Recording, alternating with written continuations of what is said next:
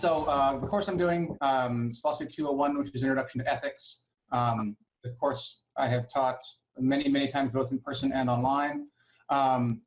And starting off, I think the reason why I signed up for this is because I had a real fear that the course was growing stale and that both myself and the students were becoming less and less satisfied with it, even though the content was staying more or less the same. So I figured that definitely was a problem with the delivery, so I wanted to breathe some fresh air into it. And now the subject matter, I think, is very, very engaging in and of itself. It deals with a lot of complex moral problems, things like euthanasia, abortion, capital punishment, and in my experience, it's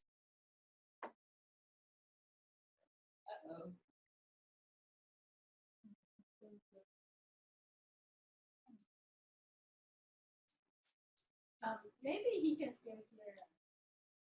So shall we tell him that you're free to hear it? Hey, you think he may have think to. it's this connection. Yeah, I think it's the connection. Garrett. Hello? So should we Let's give Cal. Oh, there. oh, okay. So who is that? That is. No, that's Ashley. He was Ash. Okay. Yeah. So he will be back. Yes. Stay tuned. Yeah. So there's a couple things I guess we can kind of talk about. You see, everybody has different kind of tricks. So, you know, if you're interested in one of them, I'm thinking maybe we can. Oh, here you are. Okay. yes. Sorry about that. I don't know why I dropped out, but I'm back. Sure, you share your screen.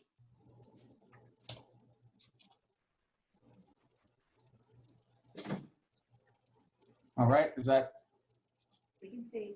Yes. Yep. up and sharing? Yes. Okay. Yes. So I'm not exactly sure where I got cut off. So I'll back up just a little bit to where I think it was. So yeah, I think the material I find is very, very sort of inherently engaging for the students. They like talking about controversial issues, matters of right and wrong, life and death.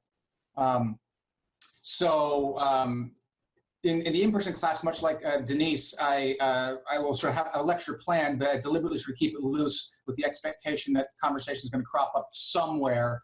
I'll have some questions prepared in advance usually, but more often than not, in the in-person class, students will just jump in and we'll sort of go whatever direction they end up leading.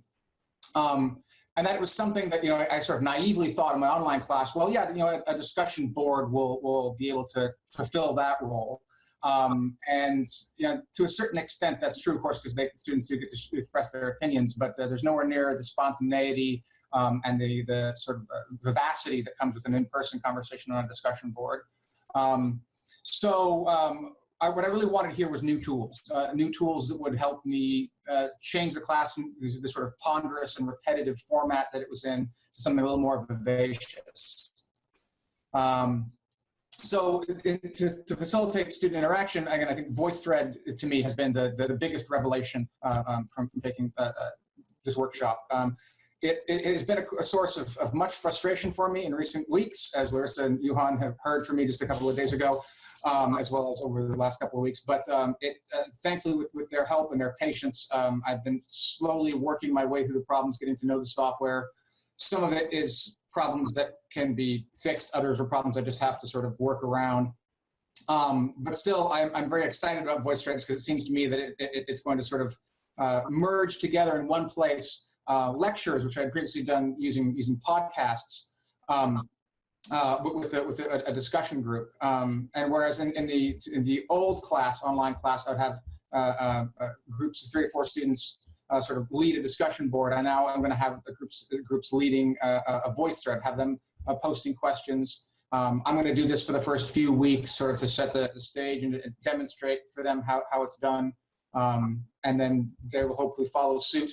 I'll also sort of, edit any sort of postings that they have in advance and sort of let them know what sort of questions, how to keep it focused on the readings and so forth. So I'm going to sort of coordinate with each of them and then participate in the dialogue along with them. It's, you know, I have high hopes. I also, of course, have considerable fears because I know anytime you implement a new technology or a new tool, things are not going to always go as planned. But if it at least generally holds to what I'm envisioning, it should be, I think, a very, very vibrant, very dynamic conversation over these topics, using Voicethread as the principal platform for that. As I said, I think a lot of the material is basically sort of just intrinsically engaging. It's not hard to get students interested in these topics. They're the kind of things that they often talk about, on their own, or they'll read op-eds or something like that, or watch YouTube videos on these things. They'll hear their preachers or their friends or express their opinions about these things. So I have the benefit of having a very engaging subject matter. The key thing is just making sure that the forum works, and that's why, like I said, I think Voicethread is going to be really a fantastic tool for this. I like the idea of hearing voices rather than just reading text. I like the idea of seeing student faces and rather than just reading student names. I'm hoping that the students will be comfortable with that on all fronts, and they're not just going to all default to typing out their comments, which is a bit of a fear I have, but we'll have to wait and see on that front, I suppose. And so, as I said, I've been having technical problems. As you can, like one, for example, really quickly, you can tell I like PowerPoint a lot. I like using the animations in PowerPoints, and I've been trying to sort of use the PowerPoints in Voicethreads, and Voicethread doesn't allow for animations, which is something which, at the lowest end of frustration, it's not as interesting, it's not as dynamic on the screen. On the higher end of frustration, it's created major technical problems, which I've had to go back and completely sort of rework the presentations I've been giving to work around the fact that there was no animations. But still, I think I'm hoping it will be nonetheless much more engaging than the podcasts, which I have been using for this, which is sort of record and laid out information, then ask them to go off to the discussion boards to comment. By drawing this all into one place, I'm hoping it's going to be a much more integrative experience for the students. Yes, and I already made that comment there, so you can see that. As to the course design, I think actually I've been getting a lot of help from Johan Larissa on I'm sorry, hang on a second, I'm not sure what that is. Sorry about that. I'll jump out of the PowerPoint. You guys all saw this before, but just to sort of refresh your mind, I decided to sort of structure the tabs week by week.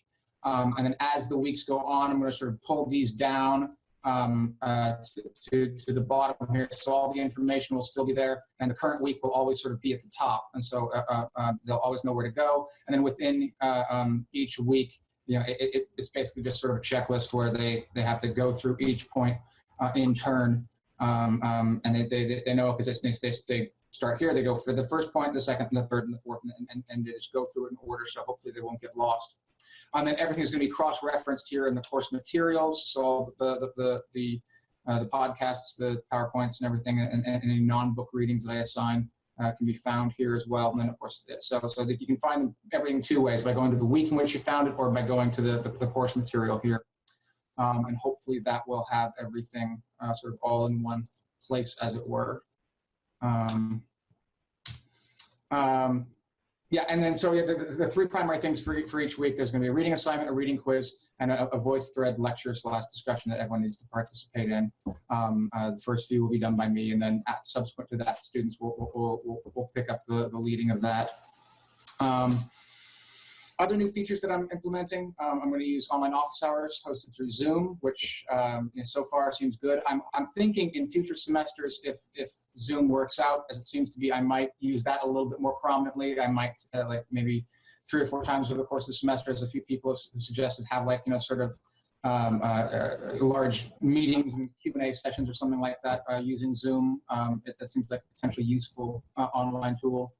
I'm using the course, instead of using the course calendar through Blackboard, which I had done before and absolutely hated. I'm using a Google Form calendar, which is much more, I think, intuitive and easier to use. And I'm also using Google Forms to poll students on big questions. I do typical sort of show of hands sort of stuff in class, like, how many of you, are completely against the death penalty? How many of you are sort of just generally against it? How many of you are on the fence? And I do a show of hands for that. And so I think so the Google Forms to allow students sort of to vote on these things and sort of show where they are before, and then possibly also doing an after screenshot to see if any opinions change or shift at all as we go forward.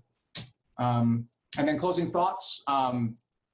I think that a large part of the reason why I was starting to feel behind the curve is because I really fell out of touch with how online teaching technology was evolving. I consider myself a generally technologically engaged person. I know how important it is to keep up with new software and new hardware, but somehow I hadn't been implementing that in my online teaching, and so I'm glad to have sort of been roused from that slumber and to have a much better grasp now of where the technology is, and hopefully I won't rest on my laurels for another 6 or 7 years before refreshing my exposure to how technology is going to change in the future. As I said, I'm having a lot of frustration with Voicethreads, but I think the solution to that really is just learning the technology better, because it makes things much more engaging. And hopefully, of course, I'm expecting students to have some problems with it too. I'm hoping by the time they send me their questions, I will have answers, and if not, of course, I will direct them to you guys. Something else I thought a lot more about through this course was how the course structure matters a lot more in an online course. In my in-person class, I will often make sort of adjustments on the fly, and because I have all the students right there at the beginning of the class, I'm going to say, okay, we're going to make a quick change here to the calendar, we're pushing this back, we're cutting this reading, whatever. And I didn't realize that that's much more complicated online. And now that I've sort of redone the course structuring, I think it's going to be a lot more rigid, and hopefully more clear is the objective. It does take away a certain amount of liberty, but I'm willing to sacrifice that in exchange for getting clarity and organization down. Several people commented on again, the whole point about making the invisible visible, considering the course from a student perspective. That's something that again, it's something I feel sort of I should have done, but I hadn't been. Just like Denise was saying, I put it up and just figured if it makes sense to me, it's going to make sense to everybody else, and that's pretty clearly not true. And then as to how to define success, I hate to sound like a prototypical philosopher here, but I actually have done philosophical work on the meaning of success. And I can say with a fair degree of authority, I have no idea how to define success, but I do have a fairly good understanding of what failure looks like. And I would define failure as student revolt, coming either in the form of lots of students dropping the class, tons of emails and students expressing frustrations with things not working the way they want it to, and of course, overwhelmingly negative student evaluations at the end. So I think that things were slipping more in that direction, and they hadn't quite gotten there. But I'm sincerely hoping to turn things around so that's no longer headed in that direction. I don't know if that will mean success, but I do think it will mean at least avoiding failure. And so yeah, that's it. That's all I have. So if anyone has any questions, and also it's worth noting that I have been unable to. I'm having difficulty hearing you guys in the room because you guys are far away from the microphone. So if anyone does have questions, you might want to see if you can speak up or move the microphone to them or something like that. Well, Garrett, I do have a couple comments, and I really appreciate the time that you have tried. I'm sorry that you did suffer from not being able to get a technology to work. So I have two comments. One comment, every technology, like I mentioned, is designed for a certain kind of purpose. It's not one tool fit it all. So if you are trying to, so it's better that you communicate to your instructional designer about your ideas, and then we can figure out what technology that better fit than that. And it turns out the animation that you have mentioned, Voicethread doesn't do animation by pressing, like how you see Joyce did it, her presentation was on pressing. I think that would really make you excited. So you may want to consider trying that, and I'm pretty sure Johan can spend some time, maybe not for the semester, but maybe like in the middle of the semester when the chaos starts to slow down a little bit. Prezi could be a very cool tool for you to really create that kind of excitement in your lectures. And another thing is that I have found that faculty tend to like to figure things out on their own. However, a lot of times, whether you don't know it's gonna take you 5 hours, you still don't know. So that's why we have wonderful Ashley here. in the future, it's just a really sincere suggestions. When you really get frustrated, don't try to do that for 5 days and then ended up you still couldn't figure out. Call our help desk. Well, I'll call distance learning support because I want to separate with the IT help desk. You know, we do have a support team. Very quickly, they can touch you on the phone, say, click on this button, all your problems resolved, voila. so you won't get like a 5 days frustration, which I really appreciate. You know what, I really admire faculty who try. And I think you definitely show that spirit. You should really feel proud and not feel frustrated. That's something I want to point it out. Another feedback I have is that I am very happy that you like the Google form. I think it's a great tool, especially teaching philosophy when you talk about those dilemma questions. That'll be really interesting to see how your student answered. And I don't know if you already thought about this. You may want to have the result also available to students. So once they give it an answer, there's a link they can see how the rest of the class sees. So that's just all my feedback in terms of your presentation about wonderful work. I look forward to hear more about how it works in the classroom. So does anyone have any questions? Thank you, Megan. Yes, I was planning on showing them the results of the forms, and it is clear that in this process, I suffered from my own stubbornness, and I hope I will learn from that lesson and not be so reluctant to reach out when I need assistance. Great job, Garrett. Any other questions?